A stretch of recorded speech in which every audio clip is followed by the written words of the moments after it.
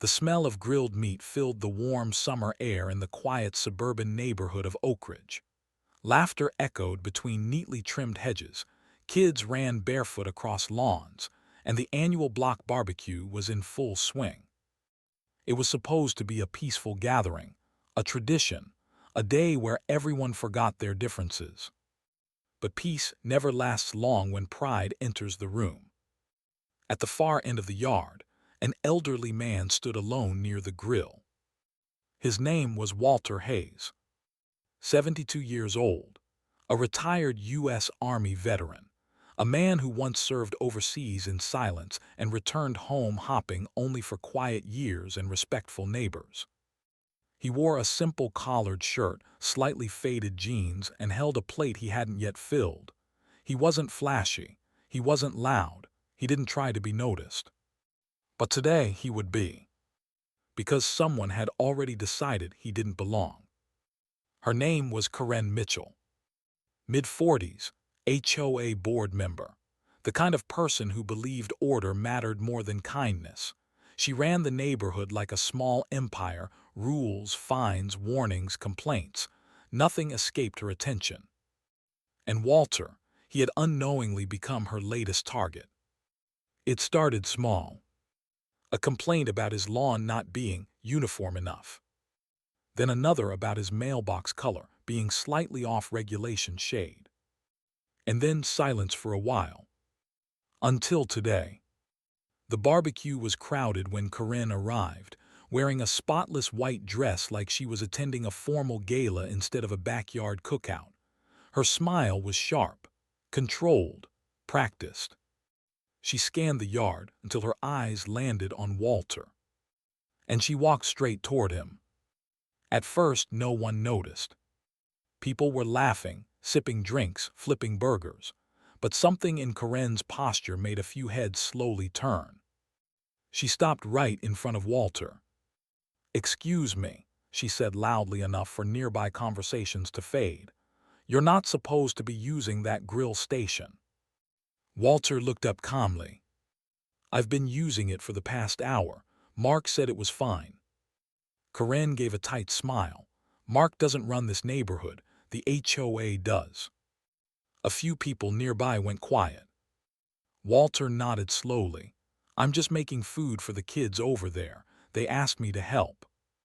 Corinne crossed her arms. "That's not the point. The point is rules are rules. This station is reserved." Walter gently placed the spatula down. "If it's a problem, I can move." But Corinne wasn't done. "No," she said sharply. "Actually, I think we need to address something else." The air shifted. People stopped eating. Phones subtly tilted upward. Something was coming. Corinne pointed at Walter's plate. "This event is for residents, not guests who think they can ignore regulations." A murmur spread through the crowd. Walter's expression didn't change, but something in his eyes dimmed slightly. "I live here," he said quietly. Corinne laughed, not kindly. "You rent, there's a difference." That hit harder than she intended. A couple of neighbors shifted uncomfortably. Walter nodded once. "I served in this country before most of you bought your first house here." Corinne leaned in slightly. "And yet you still don't understand community standards." That was the moment everything cracked. Someone had started recording. A teenager near the picnic table was holding his phone up, whispering, "This is going online." Corinne didn't notice. Or didn't care. She turned to the crowd. "I think it's important we maintain respectability here. We can't have people bending rules just because they feel entitled." Walter stood still, not reacting, not arguing. That silence made him look guilty in the eyes of those who didn't know better. Corinne took that as victory. But she made one mistake. She reached for his plate and removed it. "Please step away from the grill area," she said coldly. That was the breaking point. A child nearby shouted, "That's not fair." But Corinne ignored it. Walter slowly stepped back.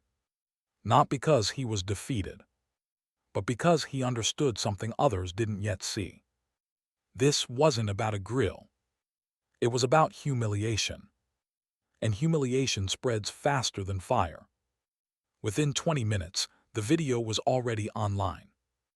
HOA Karen humiliates elderly veteran at barbecue. It started gaining traction slowly, then explosively. Neighbors watched it, then rewatched it, then watched it again. And slowly, something shifted in the neighborhood. People began recognizing Walter, not as a renting outsider, but as the man who had fixed broken fences without being asked, who had helped carry groceries, who had shoveled driveways in winter without payment. The narrative was cracking, and Karen didn't know it yet. By evening, the HOA group chat exploded.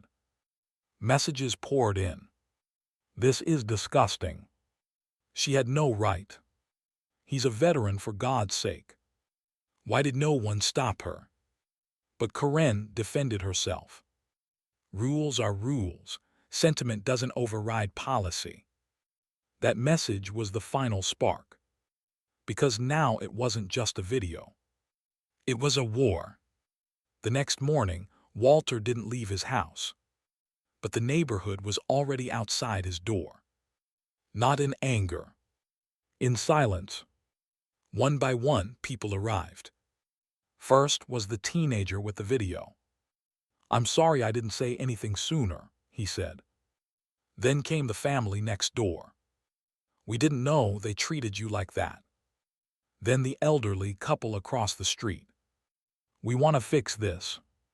Walter listened quietly. He didn't ask for revenge. He didn't ask for anything. But something was forming anyway. Not from him. From them. Meanwhile, Karen sat in her house, scrolling through comments. Her expression slowly changed. Confusion. Then irritation.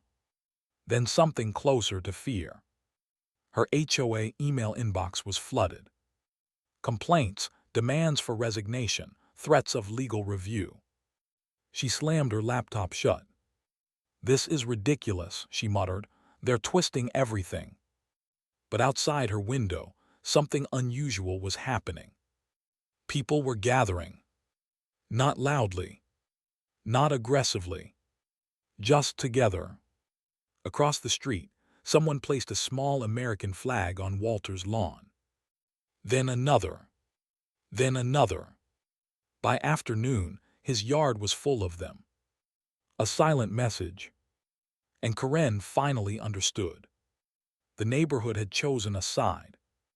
That night, the HOA emergency meeting was called. Karen walked in confidently. She still believed authority would protect her. But the room felt different. No smiles. No greetings. Just eyes. Watching. Waiting. The board began speaking. "We've reviewed the footage."